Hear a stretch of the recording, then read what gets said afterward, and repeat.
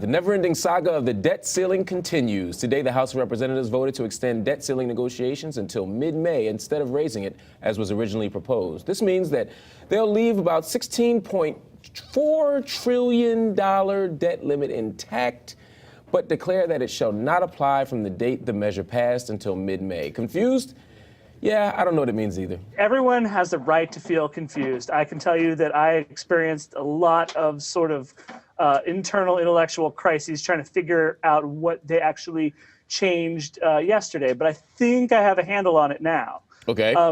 Just to review, the debt ceiling is a sort of like ritual where Congress reaffirms their commitment to the laws they've passed and the money they've allocated and the president's duty to discharge their will. It is sort of a metaphysical ritual, and we stand up and affirm this, and we thus avoid defaulting on our sovereign credit.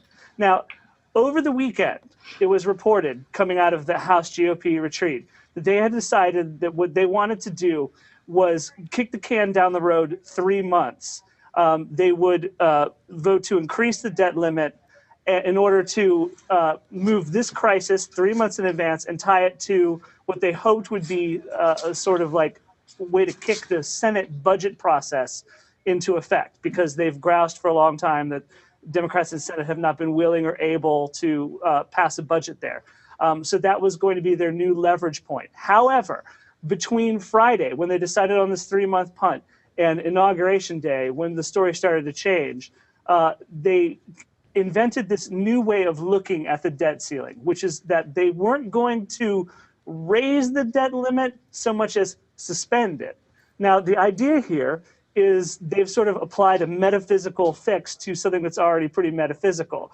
The truth of what they've done today, and this is passed, the debt limit suspension is passed, is embodied in this headline that Brian Beutler put on Twitter. GOP House votes to increase debt limit without any spending cuts. That's literally what happened. They did vote to increase the debt limit, and they did not pass any spending cuts alongside. But the GOP base wants spending cuts passed alongside the debt limit, and they are prepared to get very angry at their lawmakers who don't do that. So it's incredibly important that this headline not become what they did today is described. So instead, what they've done is they sort of waved away the debt ceiling completely and said, everything we're going to do for the next 3 months doesn't count magically.